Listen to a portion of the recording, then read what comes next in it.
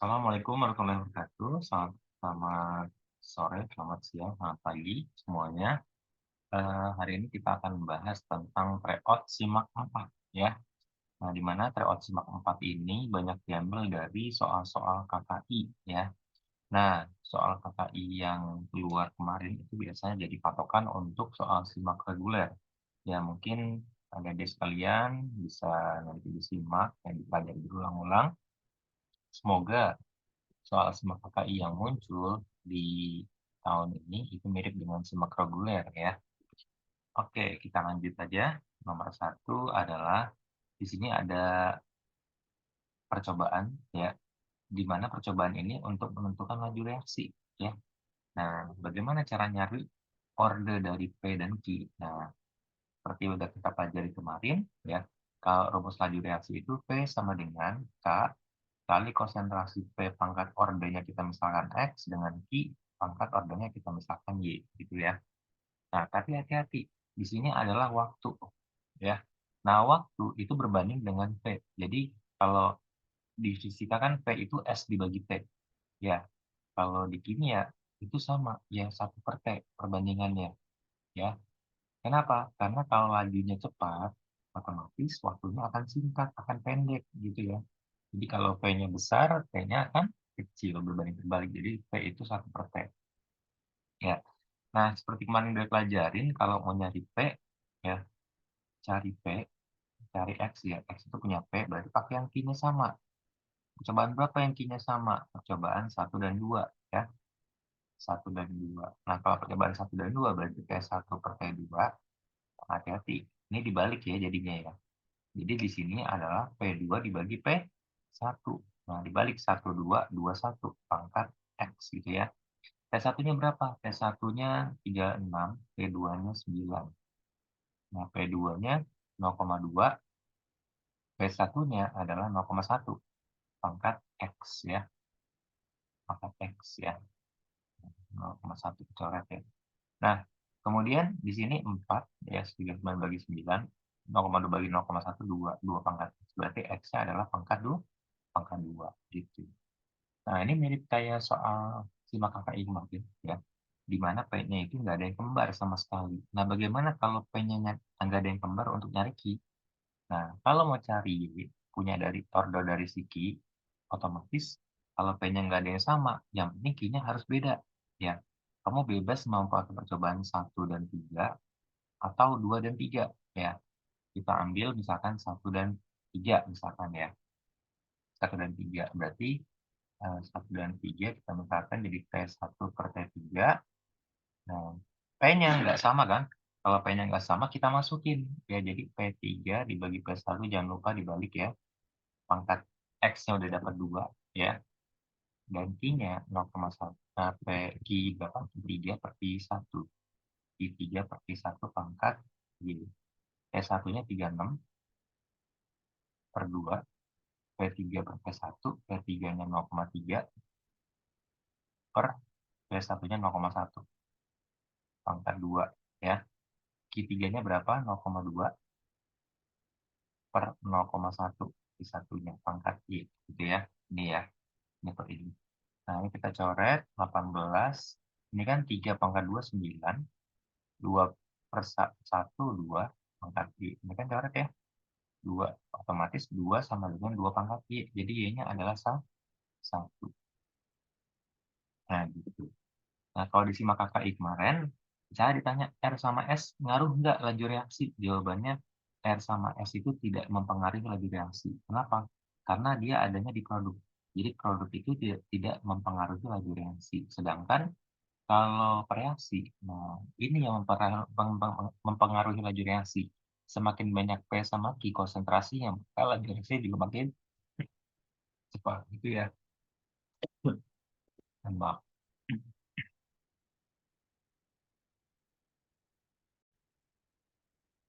Oke, paham ya sampai sini ya.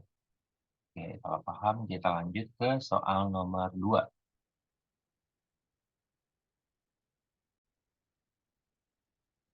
Oke, teman-teman kita lanjut nomor 2. 0,36 gram logam X direaksikan dengan 80 ml 0,5 HCl. menurut persamaan reaksi ini. Nah, kita dulu ya. Jadi di sini reaksinya bersetara ya, karena ada di koefisien setara semuanya, jumlah unsur di kiri sama dengan jumlah unsur di kanan. Ya.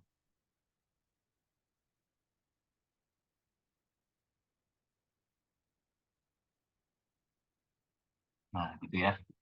Nah, di sini dikasih tahu katanya X-nya ini sebanyak 0,36 gram. HCl-nya 80 mili, 0,5 molar.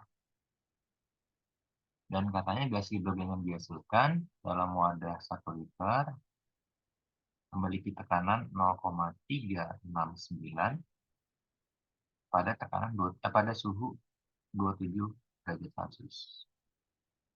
Nah, yang ditanya adalah manakah di antara pilihan berikut yang benar. Mineral X adalah Ni, jadi yang ditanya X ini benar nggak Ni? Nah, jadi kalau kita mau nyari apa nih logamnya, X itu logam apa? Nah, kalau kita lihat di sini, masing-masing logam itu berbeda dalam hal AR, ya, massa atom relatif. Nah, jadi kita harus nyari AR-nya berapa? Dari rumus mana? Dari rumus yang massa sama dengan mol kali AR, gitu ya. Jadi dari rumus ini kita bisa dapat AR, tapi kendalanya kita belum tahu mol. Nah, tahu molnya kira-kira dari mana? Nah, dari temannya nih yang dikasih tahu di sini. Ada dua nih, dari HCl atau dari H2. Ini hati-hati nih, banyak yang nyebutin dari HCl, ya. Padahal nggak boleh. Kenapa? Kalau dari HCl, ya, kondisinya takutnya ada HCl yang berlebih, karena dia kan bereaksi. Ya nggak? Ya, takut ada yang berlebih. Terus dari mana? Dari hidrogen. Nah, hidrogen itu adalah zat yang dihasilkan dari reaksi X ditambah HCl. Jadi ini pasti dari molnya X yang bereaksi dan molnya HCl yang bereaksi gitu. Jadi dari mol ini kita bisa dapat molnya X ya. Kita cari pakai apa nih? Nah, kalau kita lihat keadaannya, ini keadaan gas ideal kan. Nah, ingat ya, kalau STP 22 0 derajat 1 atm. Kalau RTP 25 derajat 1 atmosfer. Kalau gas ideal, selain kondisi yang tadi ya, ini gas ideal. Kalau gas ideal pakainya PP sama dengan NR. Nah, kita cari tanahnya 0,369, volumenya 1, M-nya dicari, ini 0,082, M-nya tuh dalam Kelvin ya, berarti 27 tambah 273, 300. Nah, ketemu N-nya sebesar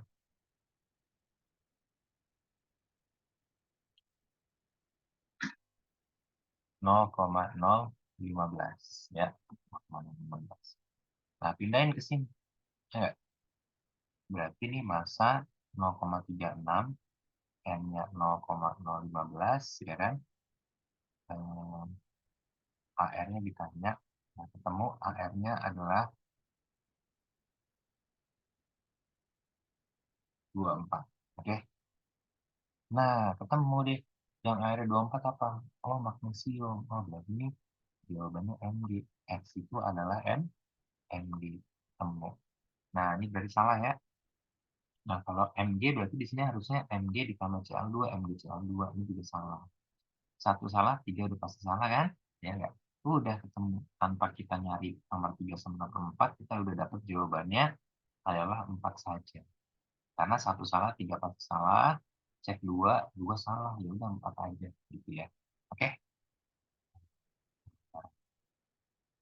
Kak, ajarin dong bagaimana cara nyari nomor 3 sama nomor 4. Oke, kita cari nomor 3. Nah, untuk nomor 3 nih, yang warna merah ya. Jadi ini berapa cara nyarinya. XCl2 kan di sini. Ya, ini perbandingannya 1:1 kan. Artinya kalau di sini 0,15, berarti di sini juga sama. Karena perbandingan 1:1, berarti molnya sama dengan 0,15. 0,015. Gitu ya. Nah, habis itu cari apanya? Massa. Massa itu apa? Mol kali mR. Nah, molnya berapa? 0,015. MR-nya berapa? MR 3. Nah, di sini ada H hanya 1, ya kan? CA-nya 35,5. Berarti ditambahin jadi 36,5. Ya kan? Berapa nih? Berapa gram? Nah, hitung ya. jawabannya adalah 0,54 ya, 0,55 ya. Jadi salah. Oke. Nah, terus bagaimana cara nyari HCl yang sisa? Nah, berarti benar kan ini berlebih ya. Nah, kita cari pakai warna hijau ya di sini ya. Nah, ini kan berarti mula-mulanya berapa tuh? Mula-mulanya berarti kita kali ya. 80 mili dikali 0,5 karena mol itu molar kali volume ya. Kali 0,5. Berarti jawabannya adalah 40 milimol. Ya. Nah, yang bereaksi berapa? Yang bereaksi kita tinggal pindah nih. Ya kan? Ini 0,15 pindahin ke sini. Pakai perbandingan 2:1 berarti jadi 2 kali dari 0,15. 0,030 kan? 0,030 milimol. Milimol. Ya. Atau 30 milimol. Nah, sisanya berapa? Mula-mulanya 40, bereaksi 30, berarti sisanya 40 kurang 30 kan? 10 milimol. Nah, berarti masa deh. Ya, masanya berarti tinggal dikali ya. Mol kali ml. Mol kali ml. Ya, berarti 10 dikali ml-nya berapa? 36,5 ya. Jadi 365 miligram. Ya, karena milimol. Atau 0,365 gram. Nah, benar kan? Oh iya, salah nih. Yang ini mohon maaf ya, di sini MR yang dari FCl2 ya. Di sini MR-nya dari FCl2. MR FCl2 tadi X24 ya. 24 di sini SCl2, SCl itu MgCl2 ya. 24 ditambah 35,5 CCl kan, tambah 24 35,5 kali 2 71 71 kali 2 24 95 95 dikali 0,15 1,4 jawabannya. Ya, salah ya. Jadi yang benar cuma ini 0,365. Oke, gampang kan? Jadi cukup kita tahu soal nomor 1 sama 2, yang lainnya nggak perlu dihitung ya. Oke, kita lanjut ke soal nomor 3. Oke, di sini teman-teman kalau kita baca ada dua larutan ya. Larutan pertama itu urea yang besarnya 0,6 gram 100 dalam 100 gram air. Yang kedua adalah 11,1 gram CaCl2 dalam 100 gram air. Nah, sekarang kita udah tahu nih kemarin ya, kalau urea itu termasuk zat non-elektrolit. Apa aja kemarin zat non-elektrolit? Urea, gula, alkohol, hidrokarbon, ya kan? Sedangkan asam basa garam termasuk elektrolit. Kayak CaCl2, logam, non-logam. Oh, berarti garam nih, ya kan? Jadi kalau garam berarti masuknya elektrolit. Ya. Nah, di sini disuruh cari mana yang tekanan uap gitu. Jadi isotonik apa enggak itu beku. Berarti ini kita nyambungi ke sifat koligatif larutan ya. Oke. Nah, kita review dikit ya. Sifat koligatif larutan itu ingat nggak apa tuh? Sifat yang bergantung pada jumlah zat larut, ya kan? Sifat yang bergantung pada jumlah partikel zat larut. Nah, makin banyak, maka sifat koligatifnya makin besar.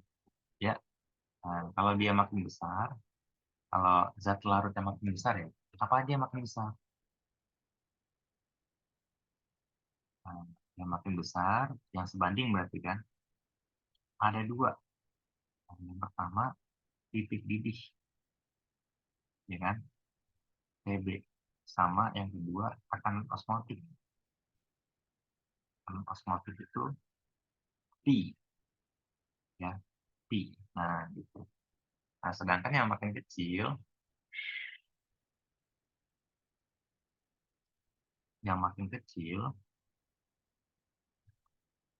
itu apa? Titik beku sama tekanan uap. Ya, titik beku. Nah, TF, tekanan uap, gitu, ya. Nah, sekarang kita bandingin dong, X sama Y siapa nih zat larutnya yang paling besar gitu ya. Nah, zat larut paling besar itu diwakili oleh molalitas saja. Jadi kamu nggak usah nyari satu-satu gitu. Di tekanan uap nggak usah. Jadi kita cukup nyari molalitas. Nah, molalitas sudah kita apa namanya pelajari kemarin gram dibagi mr kali 1000 per P. P itu apa? Gram airnya, ya kan?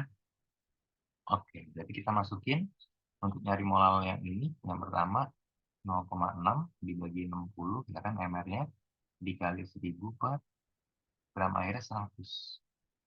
10, berarti 6 bagi 60, 1/10, 0,1 molar. Ya, untuk CaCl2, hati-hati dikali I, sorry, dikali I-nya 1, 0,1 molar. Karena non-alkoholik, ini 1 kemarin ya, kita pelajarin ya. Nah, sedangkan yang kedua CaCl2, nah, berarti molarnya berapa? 11,1 dibagi mR 111 dikali 1000 per 100. Ya, gitu ya. Berarti ini jadi kalau dicoret 10, ini 1.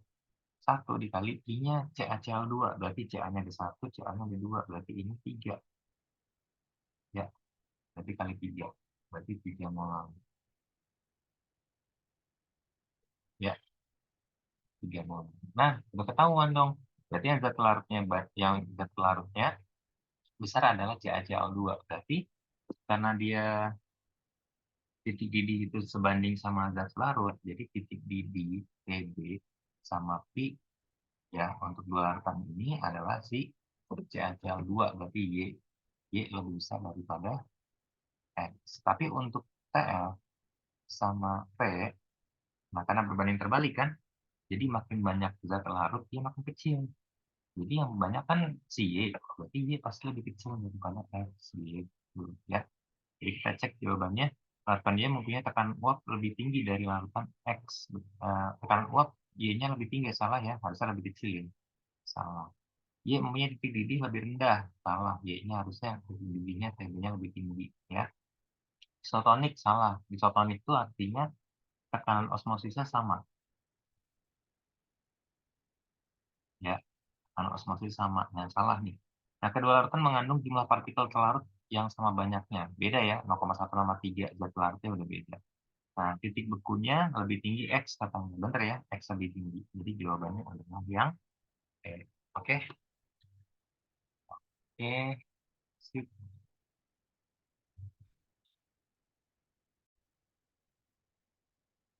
Nomor 4. Fluorometana CH3F memiliki titik didih lebih tinggi daripada bromometana. Tidak salah. Oke.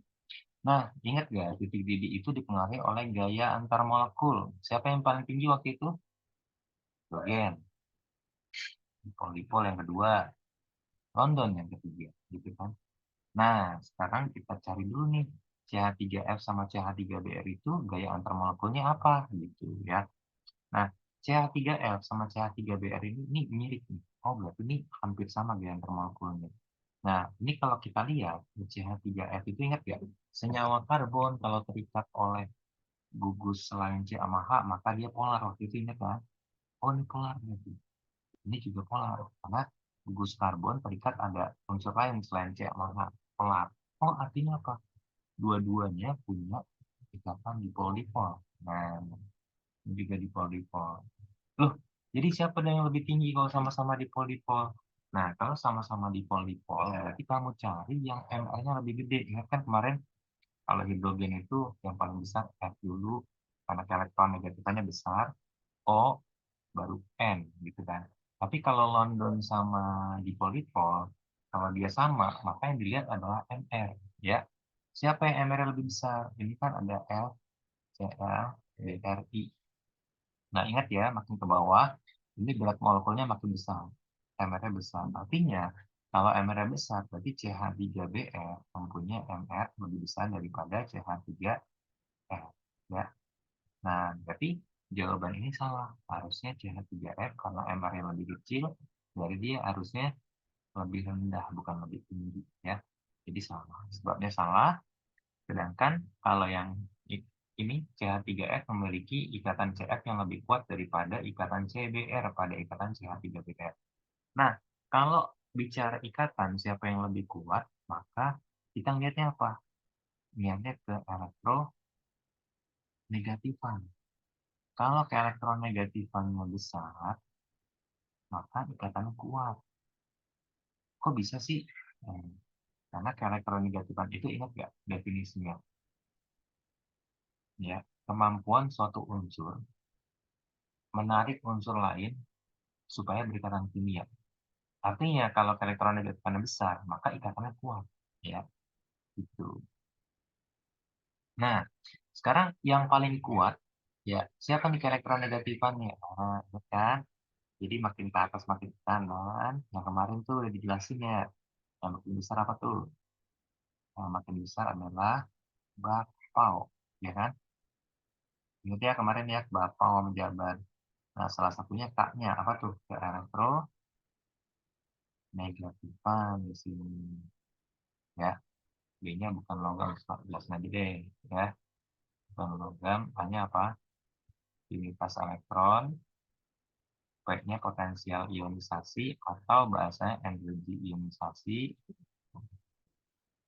ya, energi ionisasi, A-nya asam, O-nya oksidator.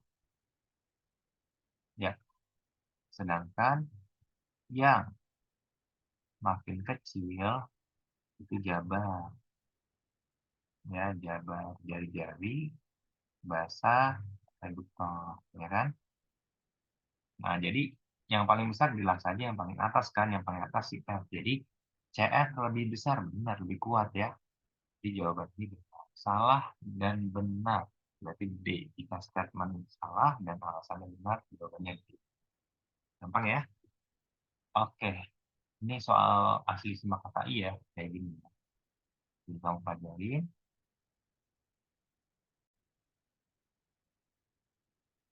Pada reaksi Cl2 ditambah KOH jadi KCl ditambah KClO3 plus H2O ya. Di sini tentukan perbandingan koefisien hasil oksidasi dan hasil reduksi. Nah, hasil oksidasi berarti sama hasil reduksi ini berarti yang kita lihat ada di sebelah kanan namanya hasil. Ya, di sebelah kanan. Nah, kita coba cari Cl2 ditambah KOH menjadi HCl ditambah HClO4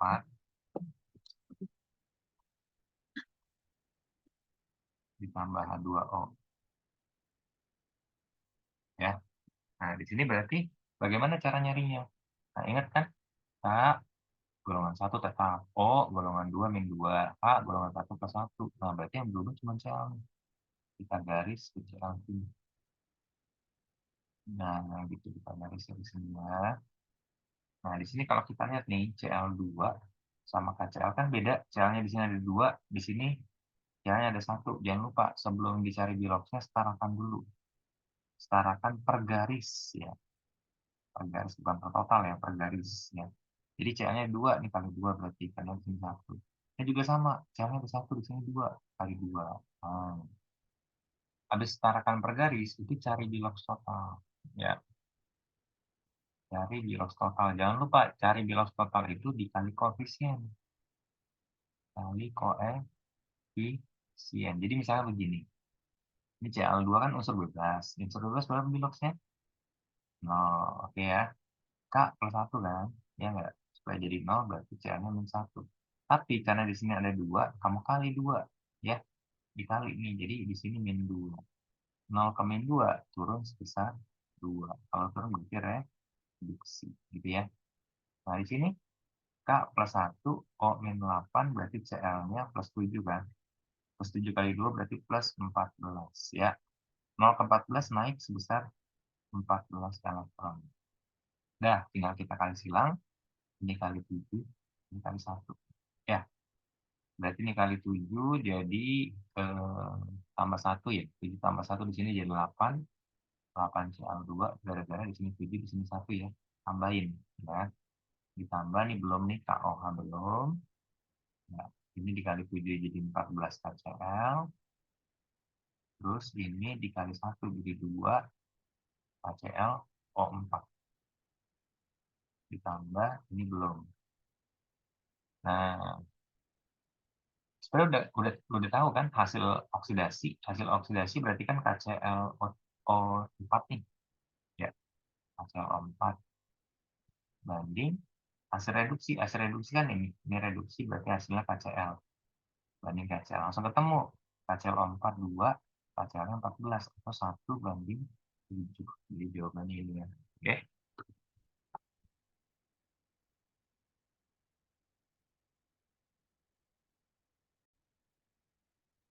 Oke, kita lanjut ya. Nah, di sini kalau kita lihat ya, manakah struktur yang benar jika senyawa treonin di atas membentuk dipeptida. Dipeptida berarti dia direaksikan dengan dia sendiri karena ada dua treonin. Berarti kita gambar satu lagi ya. Berarti OH dan di sini set set CH3, terus ke sini NH2, ke sini CO, oh, di sini ada OH. Nah, itu. Nah, ingat kan, peptida itu ikatan apa sih? Peptida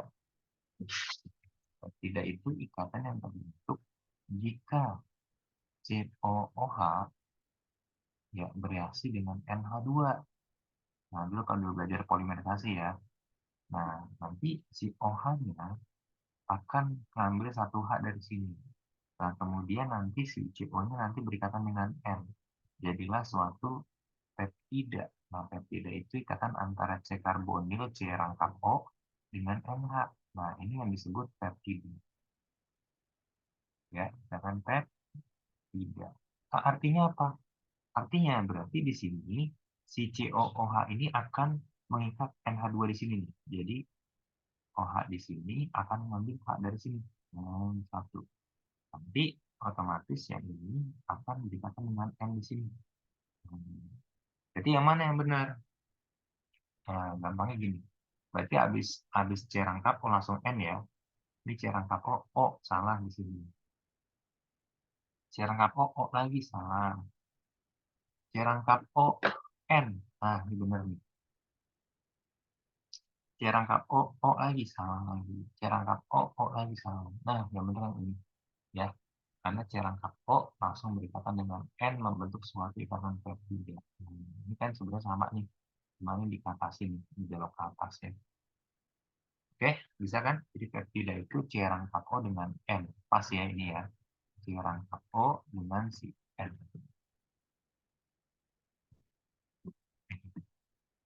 Hmm.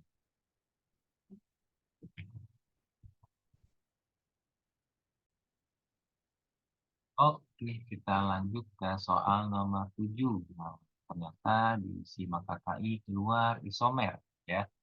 Nah, mirip yang sudah kita pelajari kemarin ya. Di sini yang ditanya adalah manakah isomer dari siklodekana seperti senyawa di atas. Nah, jadi isomer itu ya syaratnya harus apa? Punya jumlah C dan H-nya sama gitu. Jumlah C dan H-nya sama. Atau rumus molekulnya sama. Nah, sekarang gini. Bagaimana cara tahu cepat tanpa ngitung H? Kalau ngitung H kan agak rumit kan. Nah, jadi untuk senyawa haloalkana dan sikloalkana yang isomer itu pasangannya gini. Jadi yang pertama senyawa alkana. Nah, alkana rantai lurus ya. Alkana rantai lurus. Nah, berarti isomernya hanya dengan alkana rantai lurus, cuman rantainya berubah-berubah ya. Oke, jadi misalnya gini, ini alkananya ada 4, 5, satu lagi alkananya ada 5 jadi cabang. Oh, berarti ini isomer ya. Yang kedua, alkena dengan sesama alkena ya. Sama satu lagi hati-hati, ini alkena itu sama kayak sikloalkana rumus molekulnya ya. Jadi kalau misalnya ada begini, ini ada lengkap, C-nya ada 4, maka dengan begini isomernya. Jawabannya adalah isomer. Karena punya jumlah H yang sama nih kalau kita lihat ya. Kamu hitung ya, coba ya. Nah, yang terakhir adalah alkuna akan berisomer dengan sikloalkena. Jadi siklo tuh berarti muter dan ada rangkapnya satu. dan akan berisomer juga dengan alka di enon. Berarti kalau dia ngomong alka di ena, berarti ada rangkap ena itu dua kali gitu ya. Rangkap duanya dua kali. Misal begini, alkunanya ada 4 misalkan, rangkap tiganya ada satu. Nah, dia berisomer dengan begini, sama-sama 4 tapi muter. Nah, ini muter ya. Atau dengan sama-sama 4 juga tapi rangkapnya ada dua kali. Nah, ini tiga-tiganya bisa isomer nih, walaupun dia bentuknya beda, tapi rumus molekulnya sama ya. Oke ya. Nah, di sini kan sikloaldekana. Kalau kita lihat dekana itu dek itu 10 chain. 1, 2, 3, 4, 5, 6, 7, 8, 9, 10. Dan siklonya ada satu nih. Ini ada satu ya. Oke. Berarti ini adalah sikloalkana. Ya. Sikloalkana. Nah, berarti dia akan berisomer dengan siapa? Dengan sikloalkana juga atau dengan alkana. Ya. Berarti ini udah salah. Kenapa? Karena ini rangkapnya ada banyak nih. Ya. Nah, kalau ini juga salah nih. Harusnya ini namanya disiklo. Ada dua siklo. Siklo pertama di sini, siklo kedua di sini juga sama. Ya. Nah, ini bisa jadi, tapi kita lihat dimensinya. Ini kan C10 ya. Sama ini bisa jadi nih. Mana di antara tiga ini yang punya C10 ya? Berarti ya kita cari ya. Satu, ini dua, dua, tiga, empat, lima, enam, tujuh, delapan, sembilan, sepuluh. 1, 2, 3, 4, 5, 6, 7, 8, 9, 10. Oh, maaf, maaf. Sikloalkana berarti sama alkadiena, deh. Sikloalkana sama alkena, sorry. Alkena. Alkena berarti ada rangkapnya, ini nggak ada rangkapnya. Ya, ini salah. Ini namanya alkana. Ya, jadi ini berhasil salah. Nggak usah dihitung C-nya ya, sorry. Nah, karena di sini sikloalkana harus sama alkena. Ada rangkapnya, di sini nggak ada rangkapnya. Ya, rantai lurus sama harus ada rangkapnya.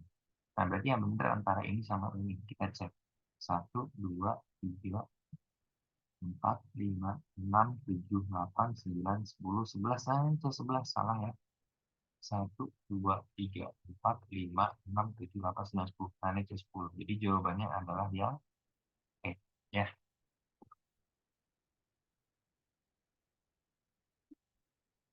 oke. Gampang ya. Untuk isomer, kamu cari yang jumlah sama dan rumus molekulnya harus sama. Ini pasangannya ya.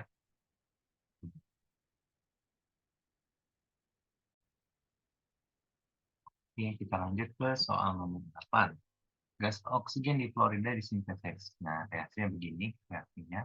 Nah, di sini tekanan awal F2 sama O2 masing-masing 1 atm. Yang ditanya, kalau tekanan total 1,75, K-nya berapa? Nah, KP. KP itu kan cara nyarinya, tekanan zat pada kesetimbangan di sebelah kanan, ya ingat-ingat, pada kesetimbangan dibagi pressure atau tekanan pada kesetimbangan di sebelah kiri, pangkat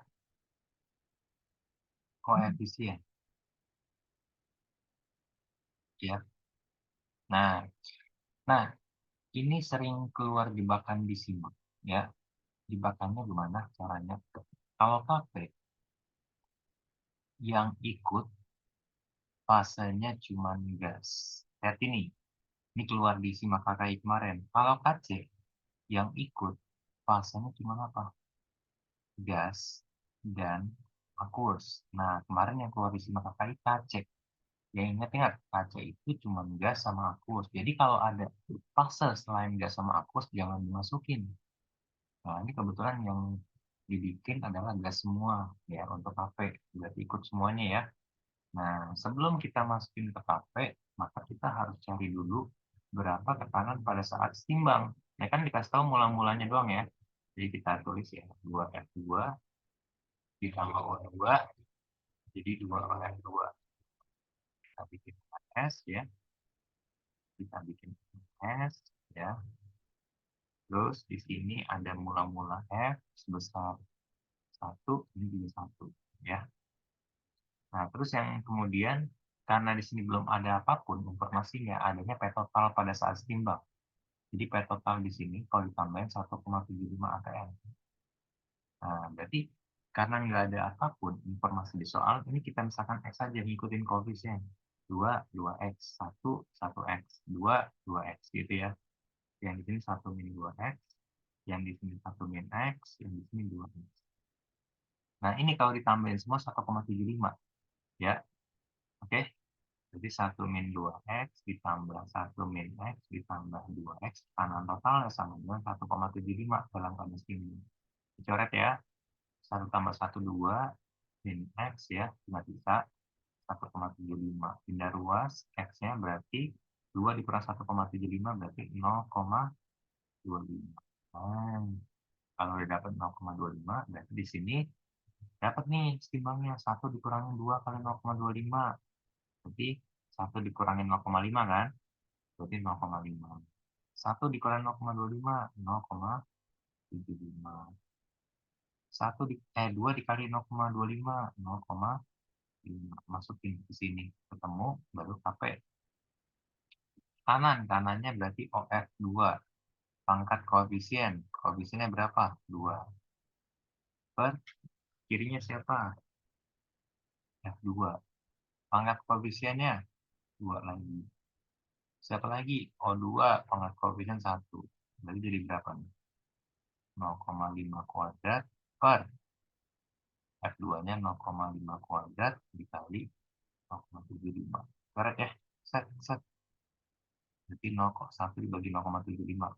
Nah, 0,75 itu kan 3 per 4. Ya nggak? Kita balik nih, jadi 4 dibagi 3. 1 dibagi 3 per 4, berarti 1, 4 per 3. 1,333. Oke, jawabannya adalah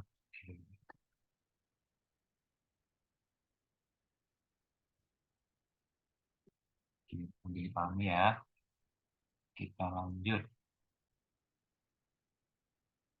Oke, teman-teman. Ini soal juga keluar di simak KKI ya. Cuman soalnya bentuknya suruh kita suruh gambar reaksi sendiri. Kalau ini gambar reaksi udah ditulis tapi belum dijabarkan jadi ikatan ya. Nah, bagaimana cara nyari delta H untuk reaksi ini? Nah, ingat ya, kalau delta H itu diketahuinya, rumusnya tergantung diketahui. Kalau diketahui energi ikatan rata-rata, maka delta H reaksinya sama dengan kiri kurang kanan. Ya, jadi ini kan energi ikatan rata-rata dikasih tahu strip ya kan. Jadi kurang kanan ya. Yang kanan kurang kiri kalau dikasih tahunya delta HF atau entalpi pembentukan yang kemarin sudah kita pelajari ya. Nah, terus bagaimana caranya supaya kita dapat delta H untuk reaksi ini? Jangan lupa kalau ada reaksi pasti setarakan dulu. Ya. Habis setarakan kita jabarin. Nah, cara jabarnya gini, dari kiri ke kanan ya. Ingat, tangan karbon itu harus ada 4, nggak boleh kurang, nggak boleh lebih. Ya. Berarti kalau kita lihat di sini, CH3 berarti CH3 di sini berarti C, ini hanya 3, 1, 2, 3. Terus habis itu CH, C strip H, gitu ya. Habis itu CH2, C strip hanya 2 kali. Nah, di sini tangan C udah ada 4, di sini baru 3. Di sini juga baru 3. Oh, berarti di sini ada rangkap 2. Karena di sini ada 1, 3 ya, kurang 1. Di sini juga 3, kurang 1. Maka di sini harus ada rangkap 2. Nah, ditambah H2O. H2O itu H strip O strip H. Ya, pokoknya di tengah-tengah 1. Nah, terus habis itu CH3, CHOH, CH3. CH3 berarti C yang hanya 3, CHOH, CH, terus yang OH, berarti O strip H, gitu ya. Habis itu CH3 lagi. Nah, itu gambarnya. Nah, karena ini kiri kurang kanan, berarti kita bisa eliminasi ya. Jadi kayak ini C-nya kita hilangkan 1, 2, 3, 4, 5, 6. Dikatakan C-nya dihilangin 6. 1, 2, 3, 4, 5, 6. Gitu ya. C tunggal C dihilangin 1. O tunggal H dihilangin 1. Oh, nah, berarti yang tersisa sebelah kiri tinggal C rangkap. Ya, di sini ya. Sama OH. Nah, di sebelah kiri. Sebelah kanannya tinggal apa? Tinggal C tunggal C, C tunggal O, dan C tunggal H. Nah, C lengkap C-nya berapa? Kita masukin sini, 40. O tunggal H-nya berapa? 25. 40 tambah 25, itu jawabannya 65. Ya, C tunggal C-nya 10, ditambah C tunggal O-nya 30, ditambah C tunggal H-nya 20. Berarti ini 60 ya. Nah, karena kiri kurang kanan, berarti delta variasinya kirinya itu 65, kanannya 60. Jadi jawabannya 5. Ya, 5 kilokalori. C jawabannya. Gampang ya? Oke.